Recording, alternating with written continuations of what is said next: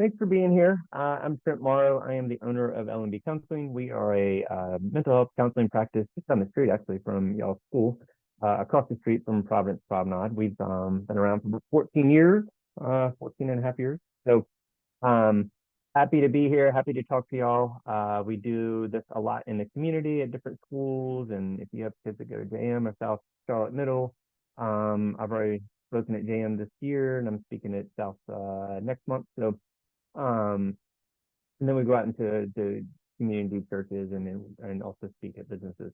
Today, y'all requested parenting a new age. There isn't a handbook, as we'll talk about. Some people say there is, but basically it's just kind of spurred out of interest and conversation with a lot of places that I go talk.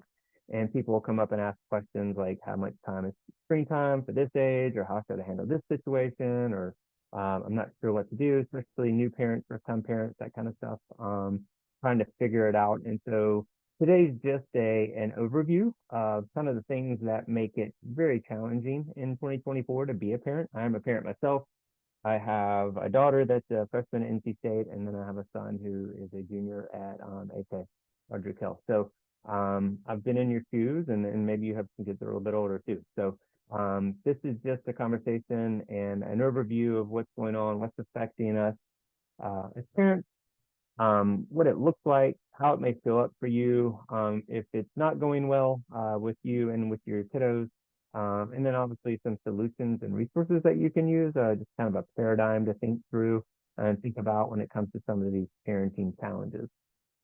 So the first question, how long is a Zoom meeting? We should be done by 1:30, depending on the number of questions, but it usually runs about, 50, 55 minutes.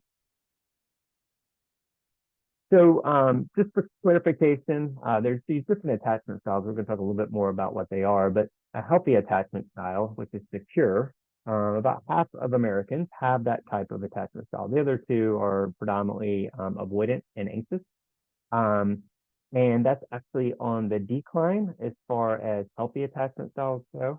So that means the insecure, the anxious, and the avoidant attachment styles are on the increase, right?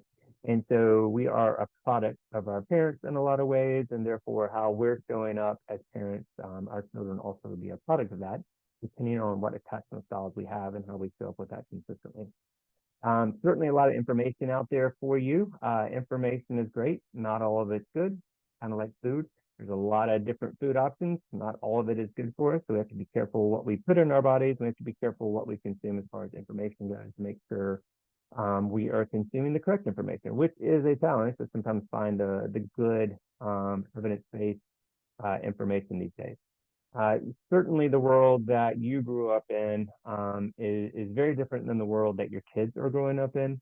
We'll talk in detail a little about what that is, but obviously just the virtual world probably did not exist. I know it didn't exist for me when I was growing up. I was born in 1974, so I didn't have the internet, so I went to college, and it was a baby then. So the things that they're exposed to around the virtual spaces that they're in, very, very different than what you grew up. And that makes it challenging because until then, for the most part, what your parents taught you and positions they put you in is similar to what they grew up in. And so now the world is much different, and it's harder to relate and understand in some ways. So people of all ages, not just kids, but adults too, are reporting more mental health challenges. We'll talk a little bit more about that.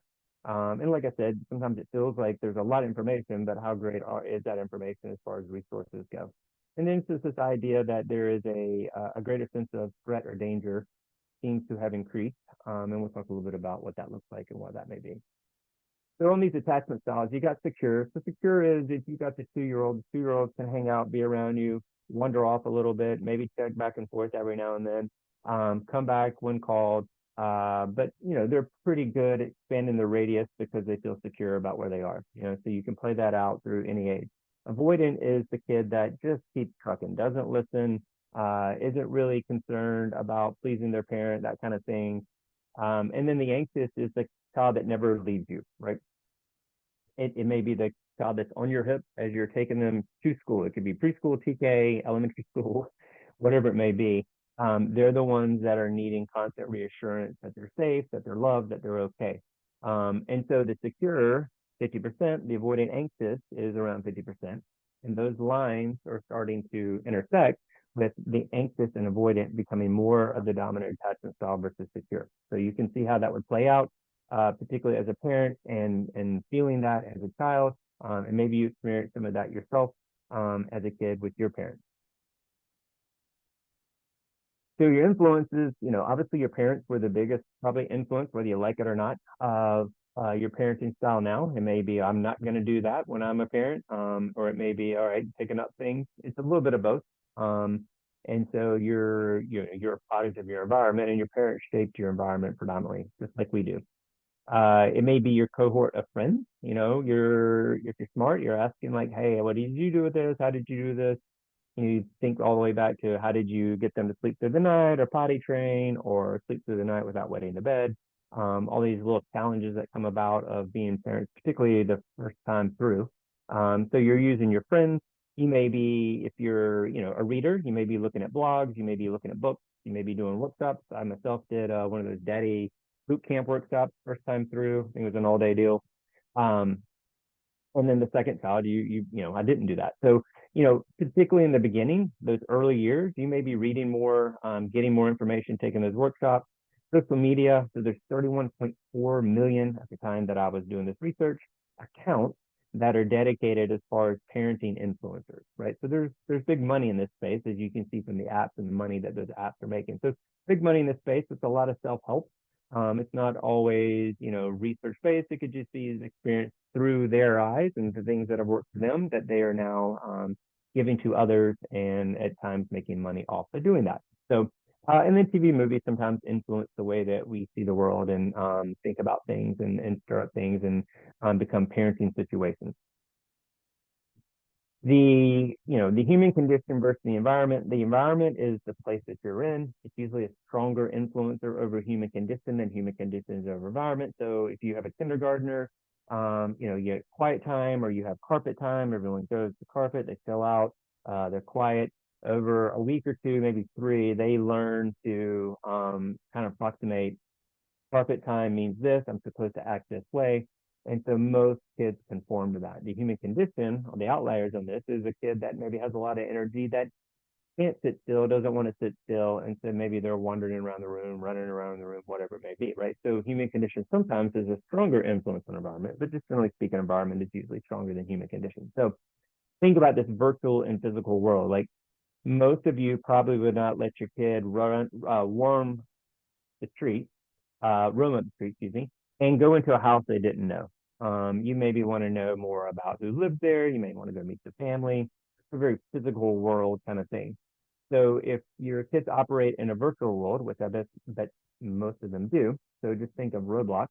Roblox is its own set world that has so many different neighborhoods, and within those neighborhoods has so many different people coming and going in these different houses, right? So if you ask your kid, what did you do on Roblox, they would, if they could, give you a very detailed representation of the different places that they were in, the different neighborhoods, which would be the different games, the different norms, this kind of stuff.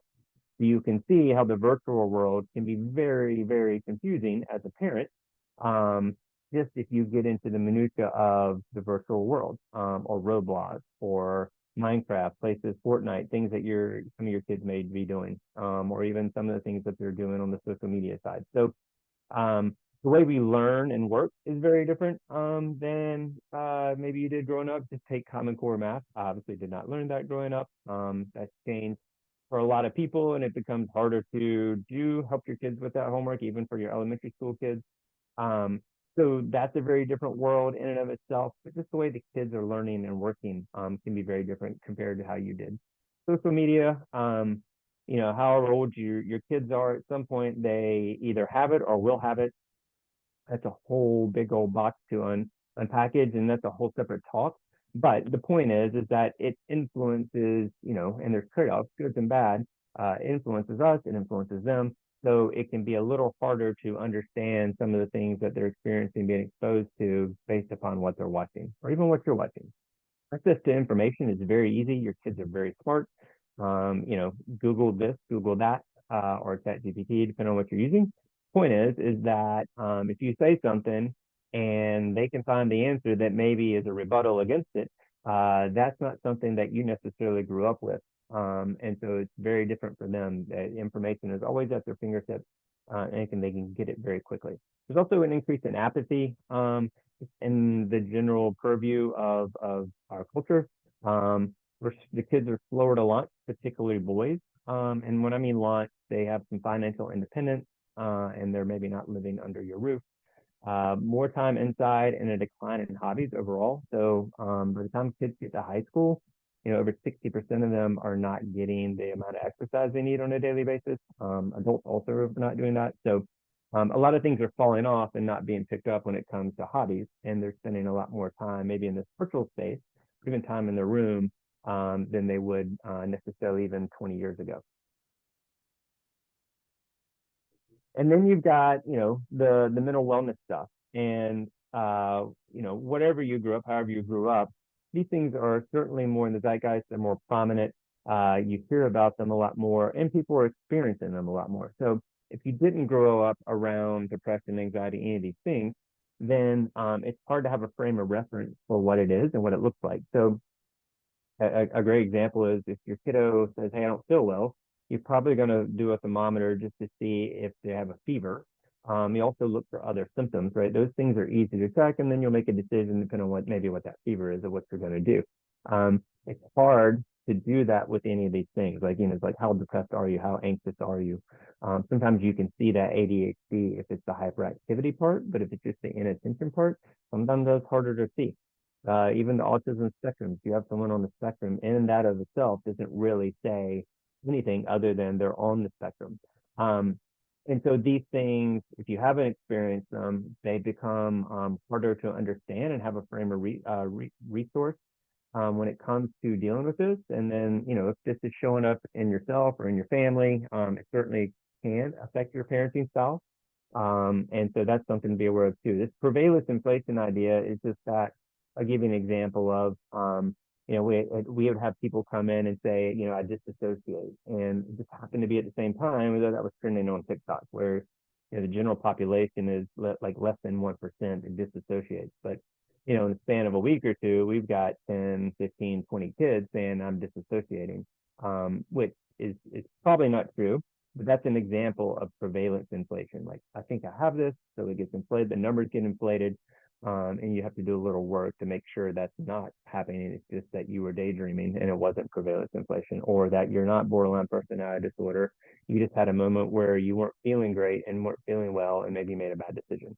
And so depending on what's showing up in those seeds, sometimes that shows up in your home as discussions or behaviors or beliefs. And if you don't have an orientation to it, it's harder to know how to kind of diffuse that and say, well, maybe it's not that, maybe it's this, or maybe it is that.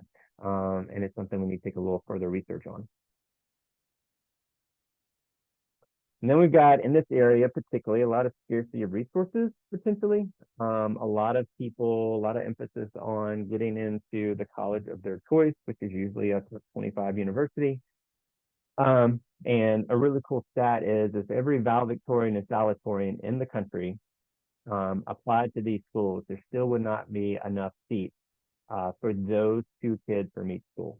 So that just says it's super duper hard to get into these places. Where you apply is more indicative of your income over time than the college that you actually got into.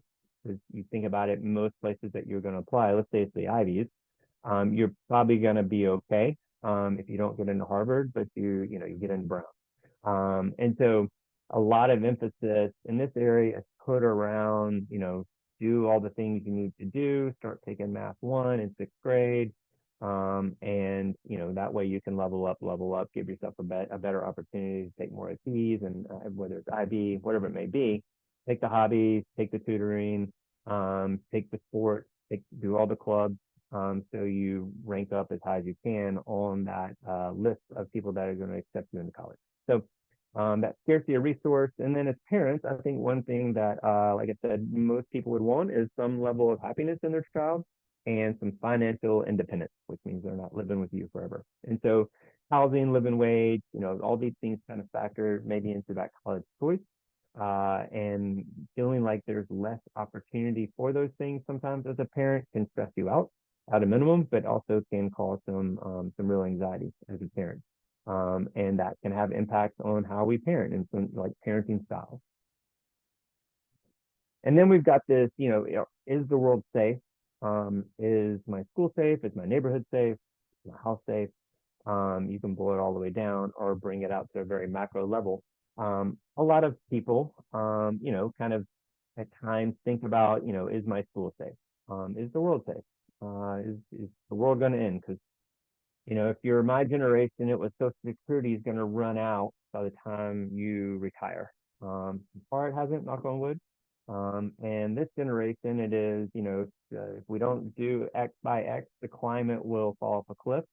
And that may be true. It's not here to debate, climate or any of these other things. It's just to give you a sense of what it's like to be a kid in 2024, and hearing the narrative of what is safe, what isn't safe, am I safe, which can bring up some anxiety. Remember, anxiety is a false truth. It just feels real. So it's acting on your nervous system in the same way as if bears chasing you. And so maybe you as parents, but certainly your kids may be feeling some of these things, which has, a downstream effect on their mental health or emotional health, and certainly can have that for yours too. And it's therefore it can cause a little friction in the house. When you're like, your school is safe, the climate is safe, we are safe here in the 28277 zip code, kind of thing. So then you got your parenting styles. Some of these you probably heard of. Others maybe you haven't. We're going to spend more time on the top four. The permissive, the uninvolved is, as you can imagine, like just not around. Permissive is just the parent that kind of, hey, go do whatever you want. It doesn't matter to me. I'm not going to speak up. I'm not going to set boundaries. Or authoritarian is someone that sets boundaries around everything, my way or the highway. And the authoritative is some balance between the permissive and authoritarian. But we're going to talk more about these four, and then as a whole, talk about all eight. So there is no maybe one parenting style. There certainly isn't one parenting style that is the right parenting style. That's why, as I said in the beginning, there's not.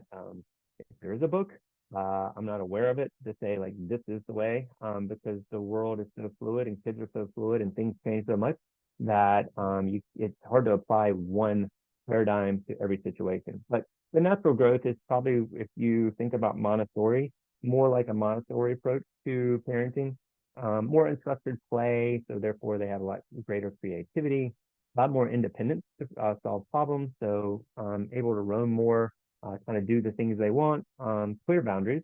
The downside is sometimes they need more direction. They may not be great when receiving direction if they kind of grew up in that style, because the authority figure at some point will maybe put boundaries around and say like, no, we can't do that. You actually have to go here, sit at the desk and do this. And so that can cause some dysregulation, and then maybe less exposure to hobbies, because if you let the child do whatever they want and they only do Legos, then they don't ever get exposed to anything else. So one of the trade-offs on that is maybe they don't get to dip their toe in as many things as they could just to get exposed to more things. Concerted cultivation is kind of what you can imagine. It is parents kind of concerting all the things, right? The upside is there's a lot of advocacy for that child to get the things that they need. Lots of monitoring, checking. It could be checking Power School. It could be checking where they are on, the Gizmo, or if you have Life 360, those kind of things. Could just be generally monitoring to make sure that there are napkins in their seat, that kind of thing. And they're involved in a lot of activities, so a lot of diversity, a lot of exposure to a lot of things. Is one of the upsides. The downsides, as you can imagine, there's less agency, and so where you'll see the friction in that is when they start getting a little bit older. Fourth, fifth, certainly tweens and teens. So the striving of all teens and tweens is to have agency, right? Have independence, to have relatedness, which is through peers. That's why their whole neural network wakes up when they're tweens and teens that didn't exist before. It becomes the primary reason that they exist at that age. And then competency. So they're wanting competency, which is, hey, I want to be able to master this. Feel like I can master this. Relatedness and agency. So one of the downsides on this parenting style at times is less agency. They tend to be overcommitted, overscheduled, and then also have an over reliance on the caregiver to solve the problem for them. Then you got the helicopter parent or caregiver. So the upside is a lot of safety, increased safety, less opportunities for them to get hurt, less chances for them to get hurt, which can be a great thing depending on the awareness of that child. You think of like a kid that's starting to walk, right? You just may do the bubble around them, whereas some other parents may just let them walk to the next part and fall down. So strong relationships, so right, a lot of intertwinedness, and usually huge academic success because they're the ones that are checking Power School. They may even know, like, hey, you got a test on Friday, let's study. 2 or 3 days ahead. They know when things are being turned in. They're checking Power School, and so that leads to potentially high academic success because things are being turned in on time. You're giving great effort, and you're setting up a lot of structure around time for when things will be done. Downside is kid has less agency. They learn to be less agent. They learn to be less independent. A lot of times that can increase stress. Is like I said, as they get older, you're going to see more of that friction around them wanting to have agency and not necessarily wanting to do the things that the parent wants them to do, which obviously can lead to strained relationships over time. It's more like micromanaging is what a kid would say. Snowplow is immediate resolutions, right? So you're going to remove the barriers and the challenges, high level of support. So that parent is advocating for that child a lot and very well. It could be anything from like, hey, give them another day to turn in the assignment to, making sure that if they have a learning challenge, that they're getting those needs met. I mean, that could show up anywhere, show up in college, but certainly show up in your school and the later schools.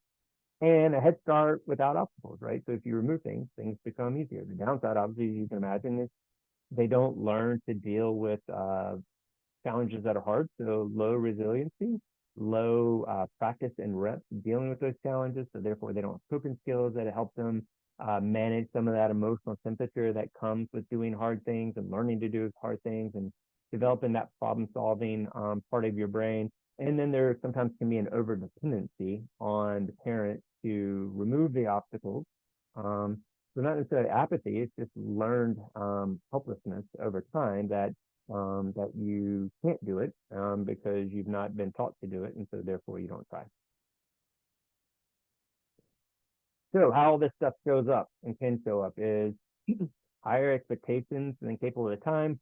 You're going to see that friction. That friction may be very passive. It could be aggressive, passive aggressive.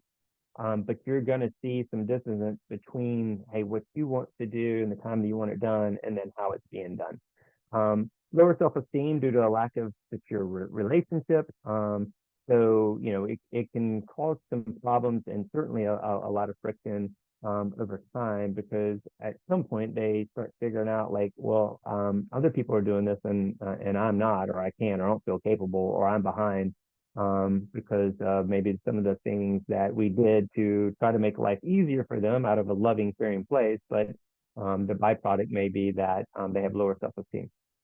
They could have poor understanding of boundaries and push up against those. Obviously, you can see those behavior problems, low self-efficacy, just that belief that they can get things done, and then poor problem solving, like we talked about. If it is, this is the dysfunctional side of a parenting moment, and maybe using a parenting style in that moment, given the environment. And so some of the dysfunction is what you're going to see here, along with perfectionism is on the rise. And it's generally the perfectionism of the environment. When I say perfectionism, you probably all thought of like individual, internal. I've got to get it right. It's got to be 100%, whatever it may be.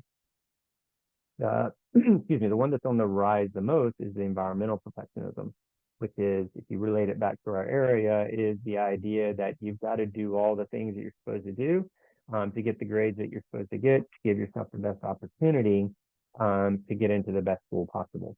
And while that's not a bad thing, if it is constantly pushed from the environment, and that could be a teacher, that could be a school, that could be a youth group, whatever it is, it could be the social cohort that they're in, that over time can cause some perfectionism and it gets harder and harder to achieve, obviously. We have a whole talk about each one of these, so I'm not going to go into a lot of detail about them. But you're certainly going to see depression, anxiety, untreated anxiety within a year. It's probably going to have depression show up with it because anxiety just kind of squeezes off opportunities. And when you're squeezing off opportunities, then you're not getting the neurochemicals that you need for your mood to be stable and balanced. Certainly have poor social relationships and those somatic complaints, which is my stomach hurts, my head hurts. It could even get worse than that, and you start, developing IBS and things like that because of some of these outcomes and byproducts from these parenting decisions.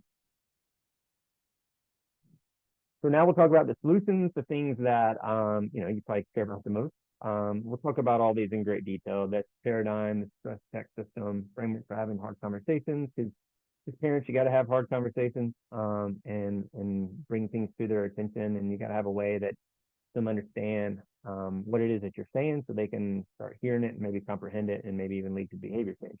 Healthy human recipe and tools to mitigate everyone's stress. So just one thing to think about, this is proven, this is from a research base, really good research, time over time, shows that the optimal formula for creating that growth mindset is having that supportive sharing relationship with high standards and accountability.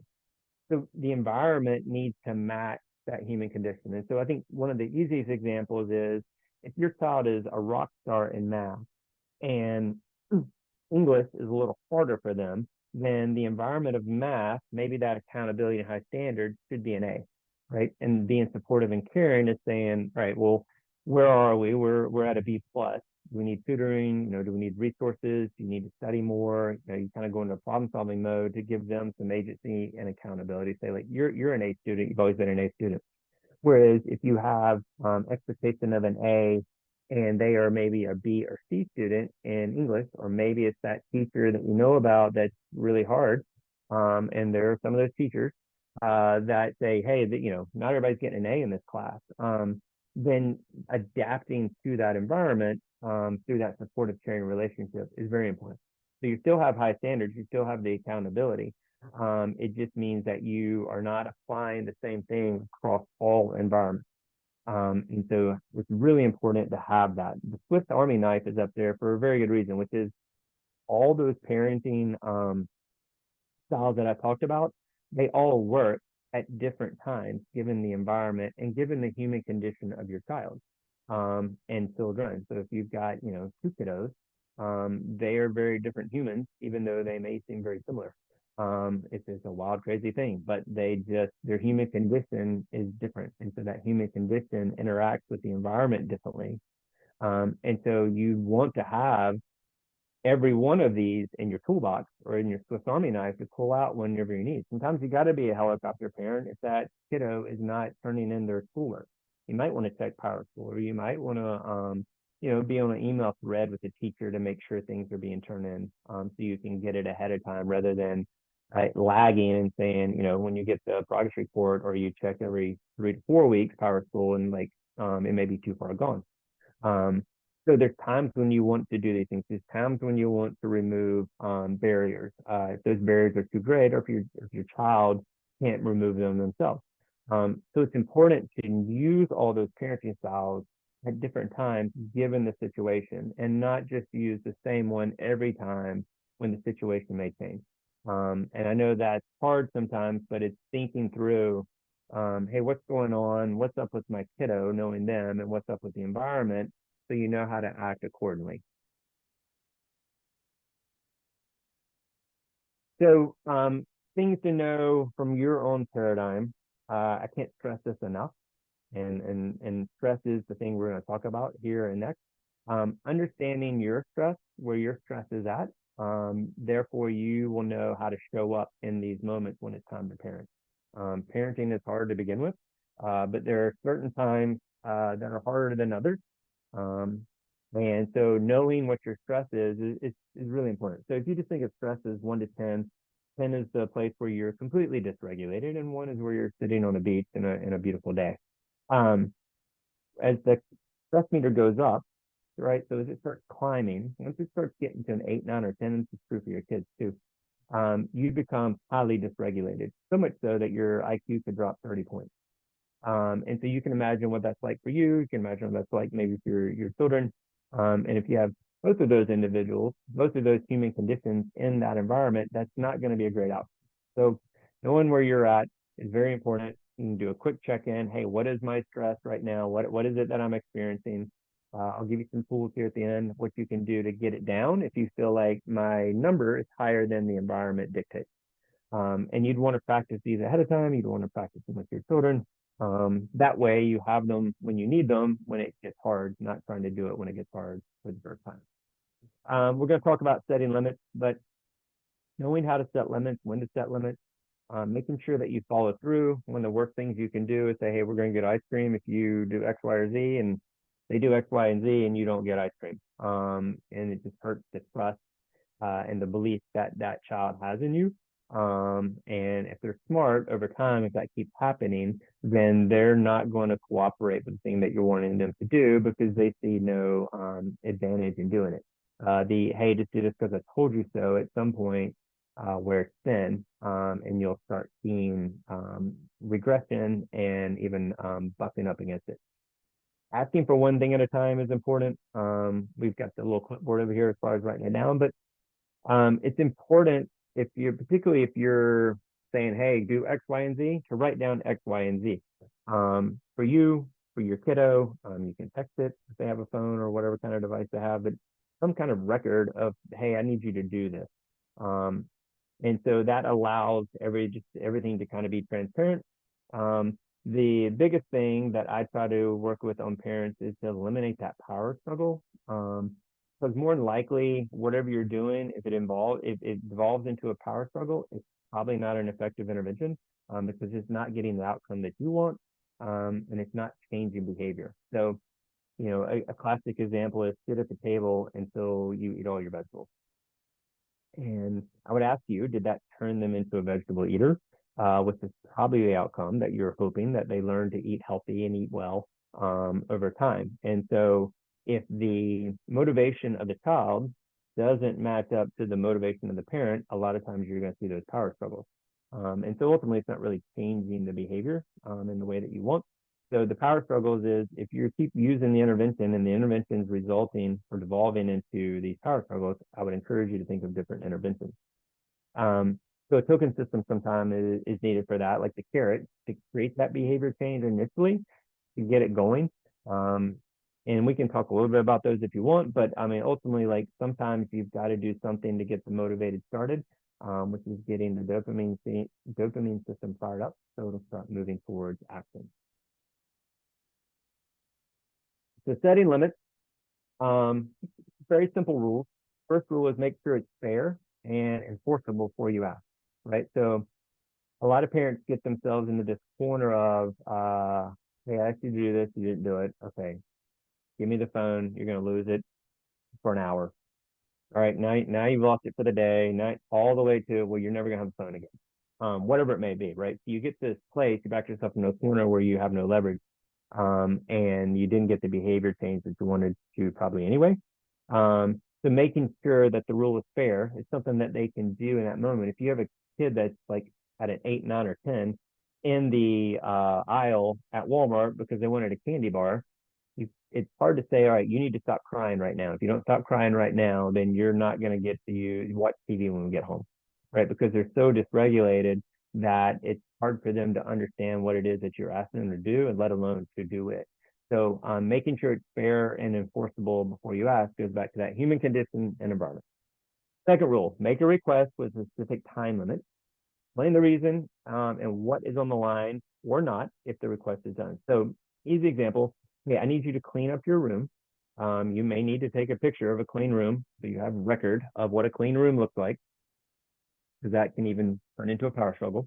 But I need you to do that by 5 o'clock today, right? And if you do it by 5 o'clock today, then you can continue to use your stuff, whatever stuff they have, or go over to Sally or Billy's house, whatever's on the line. If you don't do it by 5 o'clock, then you're going to lose your stuff for the rest of the evening, or you're going to lose your stuff until you get your room clean. That's fair, that's enforceable. It gives a specific time limit, and it's very clear what it is that you want them to do. And it's very clear to them what will happen if they don't do it. So You don't go back and nag, hey, it's 3 o'clock, you didn't clean that room up yet, you got 2 more hours. You give them the agency to perform the task. And it all boils down to duration, pathway, and outcome, right? You give them how much time they have, you told them what the path is, and you told them what the outcome is once they've accomplished the task. So you do all those things. You maybe write it down, going back to that earlier slide. That way they understand what it is, what the expectation is. There's clarity around what you said, and they can't. Well, I didn't hear you say that. Well, you didn't say it that way. I didn't. I thought you meant tomorrow at 5. And so you're very clear, and then you follow through if they don't do it or if they do it, right? So that way you build some efficacy and validity that, hey, I need you to do this thing. If you do it, great. If you don't, here's the deal. And then you do that over time. More than likely, if they're a smart kid, they're going to change behavior to get the outcome that they want. Unless they're one of those avoidant attachment styles that like doesn't matter. There are those kids, there are those humans they're like, no matter what, it doesn't matter. There are no carrots, there are no sticks that are going to motivate or change that behavior. Um, but this is for 95% of kids out there, walking around right now where this does work. So there's that emotional temperature gauge. I would just encourage everyone to do this a couple of times a day throughout the day, particularly before you start having interaction with your kiddo or significant other to kind of know where you're at. I always tell people before you walk in the door, know where this emotional temperature gauge is, the stress gauge is, so you know the impact and the place that you're in, so you'll be aware of the impact that you could have on the people that you're about to walk into. So understanding your human condition and then the environment you're about to be in. So doing this a couple times a day is great. This is just something you can get in a habit. It's not, hey, when someone's in distress, what's your number right now? You're doing it as a routine. Think of it like checking your blood sugar, and you're going to check it a couple times a day, and then you may also check it when things feel off. And just to get a better sense or a better gauge of where that blood sugar is in that time. But that way, you know how to operate throughout the day, given what your blood sugar is. This works the same way. None of us, at least no one that I've come in contact with, has the ability to see what their cortisol levels are on their watch. I mean, we can look at a lot of awesome stuff. I learned yesterday that your watch can sense your body temperature and it's connected to your thermostat, and it'll make the thermostat go up or down depending on your body temperature. But we don't have tech yet that can tell us what our cortisol levels are. You can look at your heart rate, but that's not necessarily indicative, and that may be lagging. That cortisol may already be on board, and then your heart rate is a byproduct of that. So at that point, there's a lot of it in your system, and we'd like to catch it as soon as possible to make sure it doesn't stay in there any longer than it needs to, given the situation. So I would encourage everyone to do this a couple times a day and practice it with your family just as a habit. And that way you have it as you need it if there is something that starts popping off. So having hard conversations are things that we have to do as parents if we want to be good, effective parents. Um, you start from a place of love and empathy. You want to understand the other point of view. It's really important to ask what and how questions to do that rather than why necessarily, or yes or no. Why tends sometimes to be more accusatory. You can make how and what accusatory depending on your tone, but if you just approach it as from curiosity in an empathetic way, you generally get a better sense of what's going on with your kiddo, what they're experiencing, maybe even why they made some of the decisions they made. So you're starting with that positivity, like, hey, I want to have a hard conversation. I just want to better understand, why you did this thing and what we can do to help, how we can make improvements for the future. Understanding that the hard conversation will make those emotions rise, just like we talked about. We'll talk about some tools you can use to kind of bring those emotions down, but understanding if one of you is dysregulated, it's not the time to continue to have that conversation. So you may have to stop, take a break, come back. So this is all practice and reps. No one's great at this until they practice it a lot, and a lot is a lot, to learn how to do these, have these conversations. But it's just really good and very helpful to be able to get into conversation with your kids to understand where their head and the heart is. And this is just a good template to have those hard conversations, the what and the how, be empathetic, regulate your own emotions, and be positive about the things that you're wanting to get out of it. And if you see a moniker of change, I'm kind of drawing a change on behavior, like if it trends up, any little thing, you're very positive and cheerleading. You're not pandering, but you're just being very positive, like, hey, I really appreciate you doing that, or I really appreciate you trying. You're looking at any type of behavior change, and sometimes just thinking about it as a behavior change. The healthy human recipe makes all of us better humans. It makes us better at dealing with stress and dealing with these choices that are super hard as parents and super hard as kids.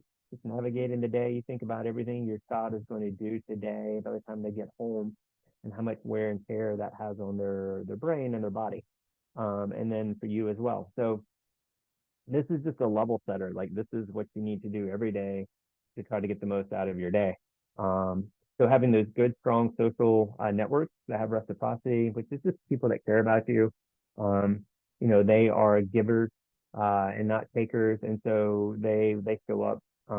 They are the people that you can talk to about your own challenges as a parent, and they care about you. So having that's really important as your kids start getting older, later in grade school, but certainly middle school and high school. This is super duper important.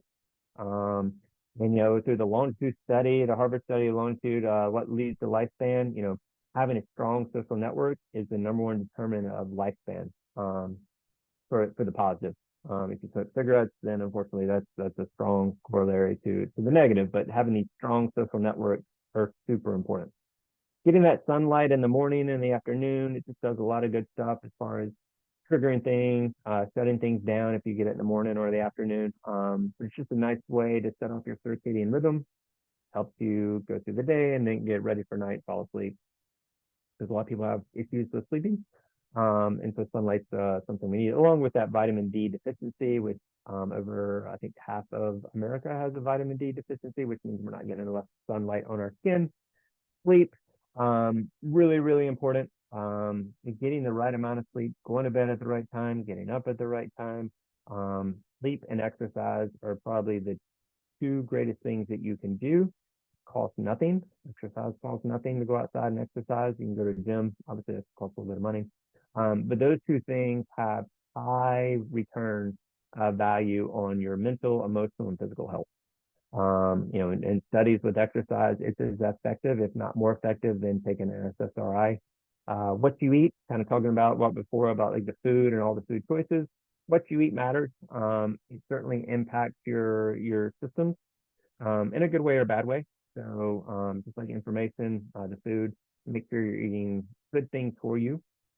Doing things you're passionate about, doing things that are challenging, that builds that resiliency, that builds that problem solving. This is important for your kiddos to do things that are challenging. School is challenging in itself. That's why stacking too many things after school sometimes can wear out the individual, even if they're passionate about it.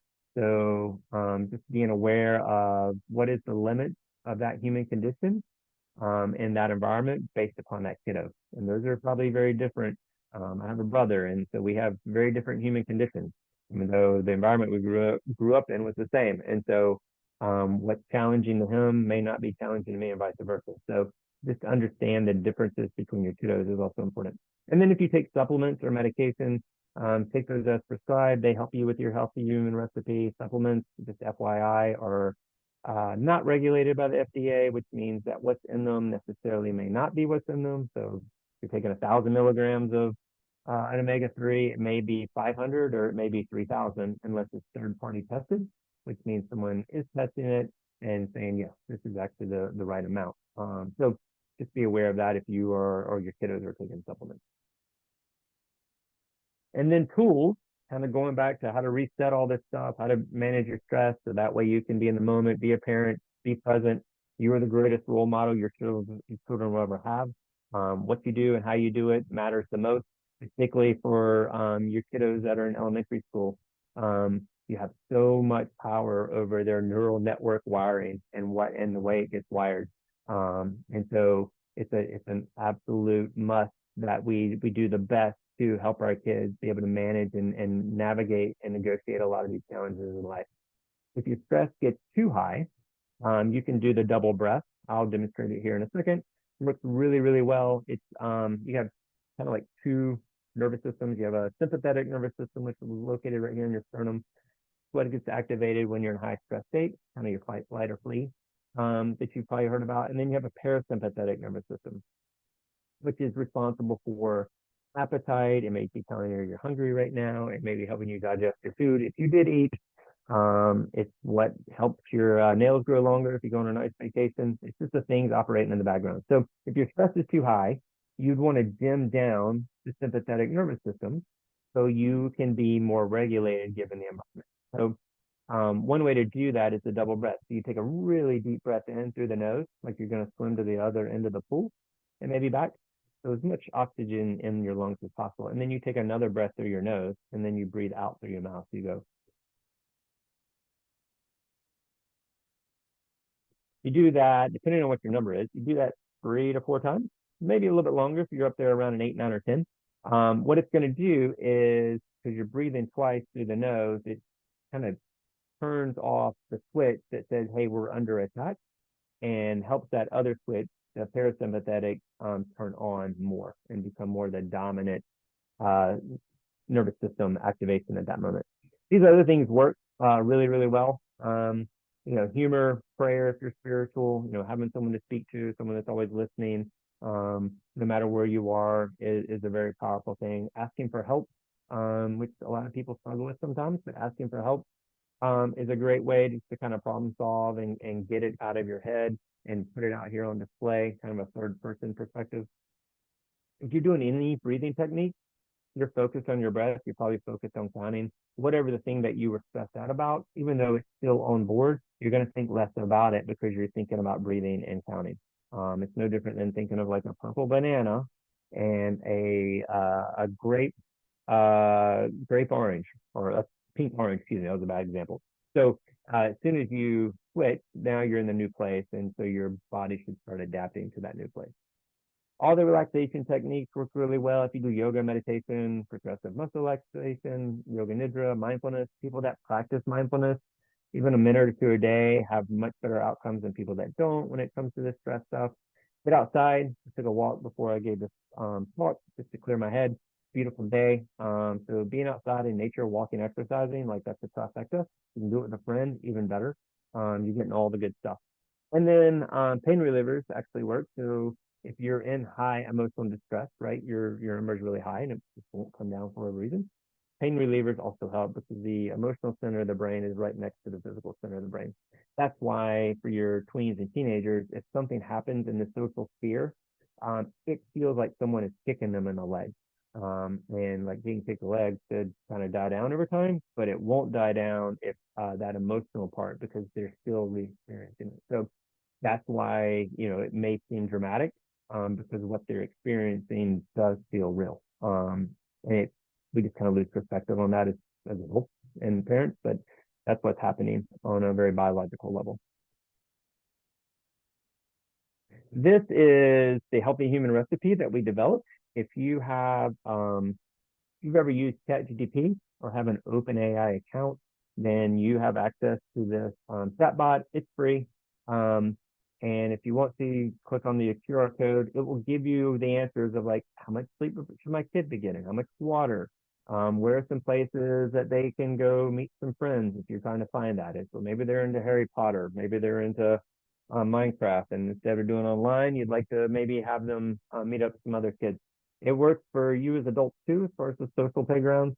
But the idea is to find places to exercise, places to get out, places to help you understand, what are the good things to eat, how much water should you be drinking, how much sleep. It gives you chronotypes of the different sleep types that we are. That way you can see maybe when you should be in the bed, when you should get up, this kind of thing. So it's chock full of a lot of high level research and information, because at the practice, it's the most important thing you can do for us to be able to work with you, because you're going to have much better outcomes if you're able to do some of these things and then build some of the skills that we're giving you on top of it. They'll be a lot more effective. Because if you're not sleeping, if you're not exercising, if you're not eating right, whatever it is that you're struggling with will become infinitely harder to do.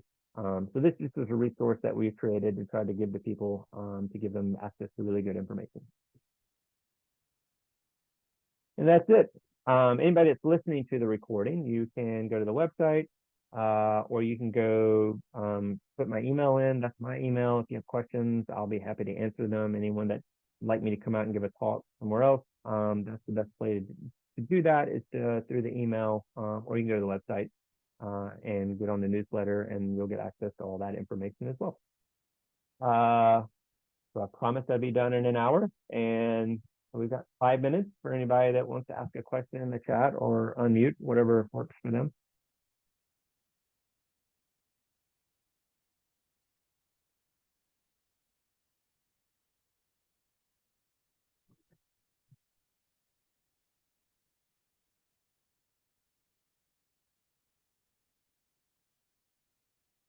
No questions. If you have questions, you just want to send it separately. Like I said, just go through the email. I'll be happy to answer anything you have. Appreciate the opportunity to come and present at your school. We always like coming and talking to your group.